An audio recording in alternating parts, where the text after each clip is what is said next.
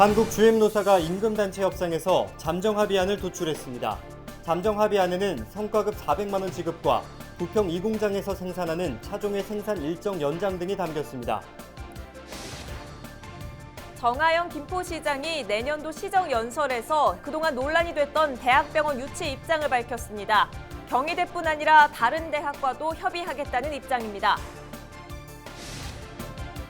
경인 아라뱃길 활용 방안을 놓고 각계 전문가들이 함께한 공론화위원회가 물류 수송 기능을 대폭 축소하고 관광과 레저 기능을 활용하자는 의견을 도출했습니다. 인천 하천 살리기 추진단이 선상 토론회를 열고 습지 개발을 둘러싼 현안 점검과 인천 수변 공간의 지속 가능성 모색에 나섰습니다.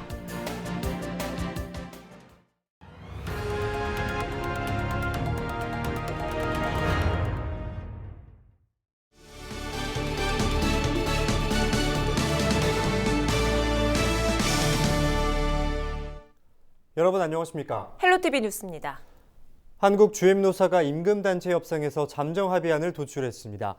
잠정합의안에는 성과금 400만 원 지급과 부평 2공장에서 생산하는 차종의 생산 일정 연장 등이 담겼는데요.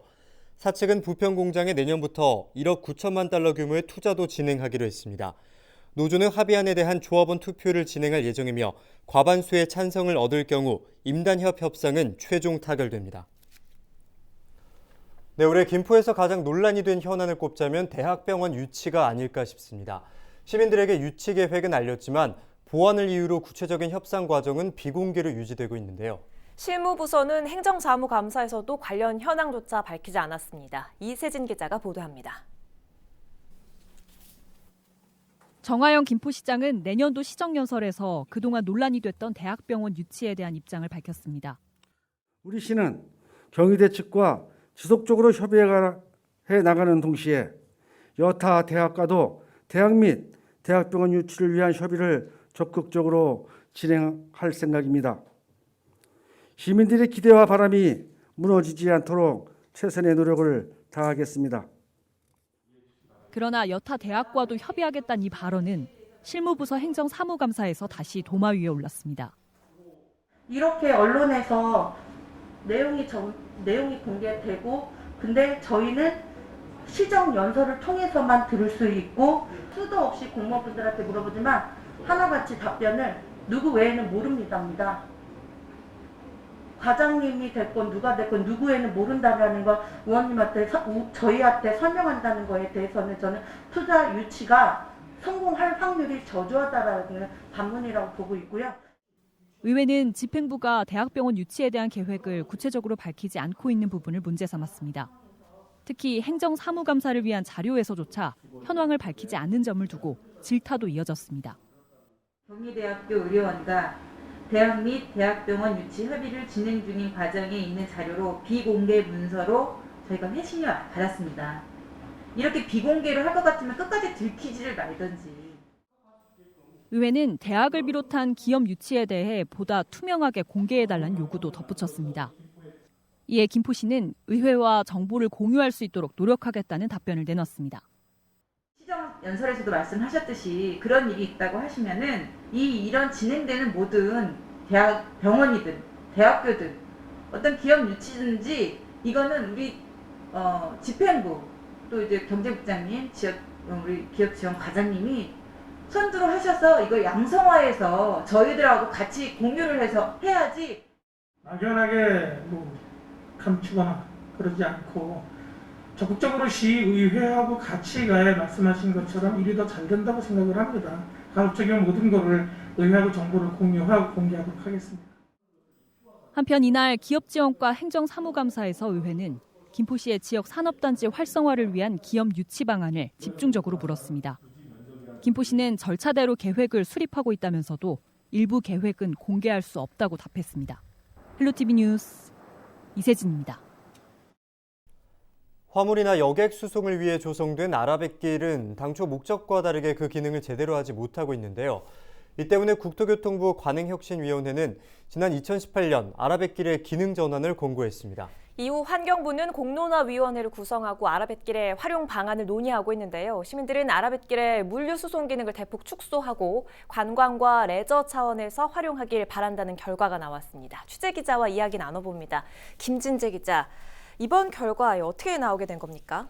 우선 말씀해 주신 대로 이 각계 전문가로 구성된 공론화위원회가 지난 2018년부터 약 2년 동안 이 아라뱃길을 어떻게 활용할 것인가에 대해서 안들을 이제 검토를 했는데 예비 후보안 7개가 도출이 됐습니다. 네. 화면을 보시면은요. 물류와 여객 그리고 하천 환경, 문화 관광 분야의 차이에 따라서 A부터 G안까지 7개 안이 있습니다. 각 후보안에 따라서 아라뱃길의 물류 여객 기능을 축소하거나 혹은 폐지하는 그런 선택이 있고요. 또 수질 개선의 정도도 다릅니다. 또 친수 활동 강도라고 해서 이 어느 정도 수준으로 이 물에서 레저와 관광 시설을 좀 이용할 수 있느냐 이런 부분에도 차이가 있는데 예를 들어서 수질이 깨끗하면은 뭐 수영을 할 수도 있는 거고 수질이 그거보다 조금 더 떨어지면은 뭐 무동력 배를 이용할 수 있는 그런 거죠. 이런 예비 후보안들을 놓고 아라뱃길 인근의 인천 부평과 계양, 서구 그리고 김포와 부천 주민들로 구성된 이 시민위원회가 세 차례 논의를 진행했고요. 그 결과 B안이 가장 높은 선호도를 보였습니다. 네, 표를 보셨듯이 B안이 아라뱃길의 물류 기능을 축소하고 또 문화 관광 자원으로 활용하자 이런 건데 구체적으로 어떻게 진행한다는 내용입니까? 만약에 B안대로 가게 되면은 일단은 낮에는 이 물류 수송이나 여객을 할 수가 없게 되고요. 야간에만 가능합니다. 또 굴포 하수처리장에서 방류되는 물의 수질 개선을 통해서 현재 아라뱃길의 수질이 약 3, 4등급인데 4, 5등급인데 이 수질이 3등급 수준으로 개선이 될 것으로 예상이 되고 있고요. 네. 또 무동력선을 활용한 레저 기능이 좀 활성화됩니다.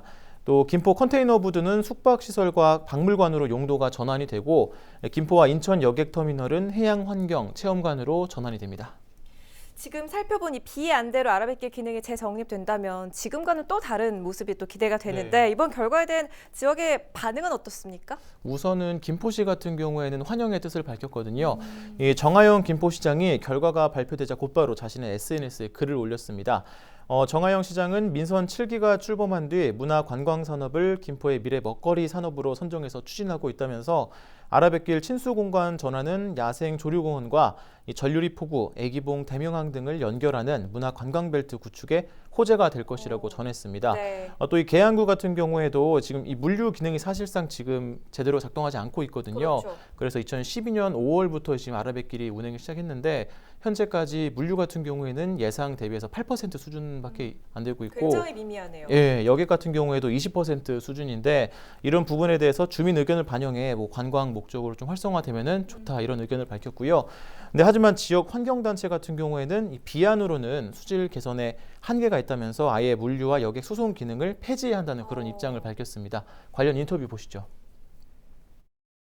배가 다니는 걸 축소해야 된다라고 얘기하면서 어떤 친수 공간으로서 어떤 시민에게 돌려줘야 된다는 얘기를 하고 있잖아요. 하지만 실질적으로 주운을 하면서 친수 공간으로 돌린다는 것들은 환경단체는 불가능하다고 보고 있습니다. 그렇기 때문에 당연히 주운은 예전에 그동안 지속적으로 주장해 왔듯이 주운은 폐기하는 것이 맞다라는.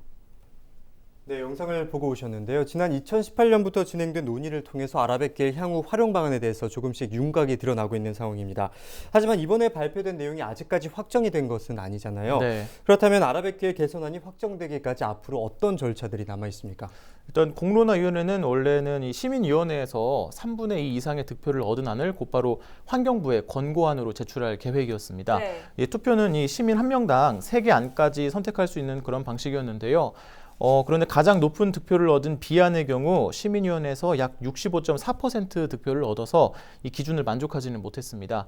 이 때문에 공론화위원회는 이번 시민위원회 결정을 참고해서 연말까지 아까 말씀드렸던 물류, 여객, 뭐 레저, 관광 이런 분야에 대해서 내용을 다시 한번 검토를 하고요. 그 결과 환경부의 아라뱃길 기능 재정립을 위한 권고안을 제출할 예정입니다. 그러면 환경부는 이 공론화위원회의 권고안에 따라서 구체적인 어떤 실행 방안을 마련해서 추진할 계획입니다. 네, 오늘 말씀은 여기까지 듣겠습니다. 이번 시간 아라뱃길 활용 방안에 대해서 김진재 기자와 함께했습니다.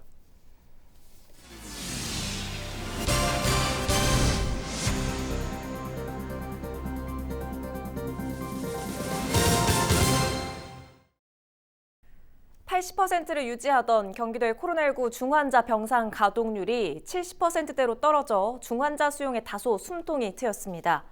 경기도는 코로나19 환자가 늘면서 중환자 병상도 9개만 남게 되자 입원 중인 중환자 가운데 일부를 일반 병상으로 옮겼습니다. 이에 따라 중환자 병상은 49개 중 35개가 채워져 71%의 가동률을 보이고 있고 남은 병상은 9개에서 14개로 다소 여유를 찾았습니다. 경기도는 앞으로 중환자가 더 늘어날 것에 대비해 추가 병상 확보에 나설 예정입니다. 공공개발 이익을 임대주택이나 공공시설 등 시민들을 위해 재투자하는 공공개발 이익 도민환원제가 법제화에 들어갔습니다. 경기도는 이재명 도지사의 핵심 공약인 개발이익 환수에 관한 법률 일부 개정안이 국회에 발의됐다고 밝혔는데요. 개정안에는 공공택지 개발 사업자가 개발이익을 기반시설이나 공공시설 설치 비용 등에 의무적으로 사용하도록 했습니다. 또 개발 부담금을 국가와 기초지자체에 50%씩 배분되고 있는 것을 광역자치단체에도 20%를 배분하도록 했습니다. 유효기간이 지났거나 처방전 없이 의약품을 판매한 업체들이 경찰의 무더기로 적발됐습니다. 경기도 특별사법경찰단은 지난 10월 26일부터 닷새간 약국과 한약국 등 360곳에 대해 수사를 벌인 결과 58곳에서 59건의 위법 행위를 적발했다고 밝혔습니다. 적발 유형별로는 유효기간이 지난 의약품 판매가 34건으로 가장 많았고 처방전 없이 의약품을 판매한 경우 13건, 비규격 한약재 판매 6건 등이었습니다. 약사법에 따라 유효기간이 지났거나 처방전 없이 의약품을 판매하면 1년 이하의 징역이나 1,000만 원 이하의 벌금에 처해집니다. 경기 지역 퇴직 소방관이 어르신들을 위한 안전지킴이로 변신했습니다. 노후주택에 홀로 사는 어르신들을 위한 안전점검 활동을 진행하고 있는데요. 실제 화재를 예방한 사례가 나타나면서 관심을 모으고 있습니다. 최창순 기자입니다. 홀로 사는 85세의 조동석 할아버지. 지난 8월 가스불에 음식물을 올려놓고 안방에서 잠깐 잠이 들었습니다. 하마터면 대형 화재로 이어질 뻔한 상황에서 할아버지를 구해준 건 하루 전 안전지킴이가 설치해주고 간 화재 감지기였습니다. 가끔밖에 깜빡할 때가 많아요. 아주. 그런데 이렇게 해줌으로써 보통 시키는 게 아니야. 아주 이유지도 들었을 줄로 아는데 참 정말 고마운 거예요. 제가. 경기 지역에서는 퇴직한 소방관이 홀몸 어르신 세대를 방문해 각종 안전 서비스를 제공하고 있습니다. 노후 주택인 경우가 많아 각종 안전 상태를 점검하고 안전 교육을 해줍니다. 소화기와 건강약품 등 안전용품도 나눠줍니다. 아무것도 없는 것보다 저런 걸 하나 달아놓으면 조금 마음의 위안이 됩니다. 올해 초 소방청의 화재 취약 실버세대 안전지킴이 사업에 경기도가 선정. 도는 퇴직 소방 공무원 5명을 선발해 홀몸 어르신 600여 명을 대상으로 사업을 진행 중입니다. 30년 동안 이제 안전을 담당하는 일을 쭉 해왔는데 이 일을 퇴직 후에도 제가 이렇게 사회에 공헌할 수 있다는 이런 거에 보람을 느끼고 긍지를 갖게 됩니다. 화재 취약 실버세대 안전지킴이들은 지난 8월부터 3개월 동안 단독 경보용 감지기 500여 대를 설치하고 소화기 400여 개, 건강의약품 1000여 개를 전달했습니다. 경기슈TV 최창순입니다. 여행을 주제로 한 가상 콘텐츠 전시회 비욘드 리얼리티 오버 인천 에어포트가 다음 달 13일까지 인천국제공항에서 열립니다. 부천 국제 판타스틱 영화제는 주한 프랑스 문화원과 함께 25일 개막식을 시작으로 인천국제공항 제1교통센터에서 VR 전시회를 연다고 밝혔습니다. 이번 전시회는 아시아와 유럽, 미주 등 3대륙으로 꾸민 공간에서 가상으로 여행을 떠나는 형태로 베니스 국제영화제 인터랙티브 부문 최우수 작품상을 받은 라인 등 15편이 공개될 예정입니다. 해당 작품들은 지난 7월 열린 부천 판타스틱 영화제가 코로나19 영향으로 일부 축소되면서 전시하지 못했던 프로그램입니다. 부평 깡시장이 개폐형 공공차양막을 설치했습니다. 이제 고객들은 비가 와도 우산 없이 장을 볼 수 있게 됐는데요. 특히 설치된 차양막은 불이 잘 붙지 않는 난연성 재질로 화재 예방 효과도 갖고 있습니다. 이번 설치는 중소벤처기업부의 문화관광형 시장 육성 사업의 일환으로 추진됐습니다. 부천시가 성숙한 반려동물 문화를 조성하는 이른바 반려견 온라인 클래스를 운영합니다. 시청을 원하는 부천 시민은 다음 달 6일까지 매주 토요일과 일요일 오전 10시부터 2시간 동안 수강할 수 있습니다. 사회적 거리두기에 따라 유튜브를 통해 실시간 스트리밍 방식으로 진행될 예정입니다.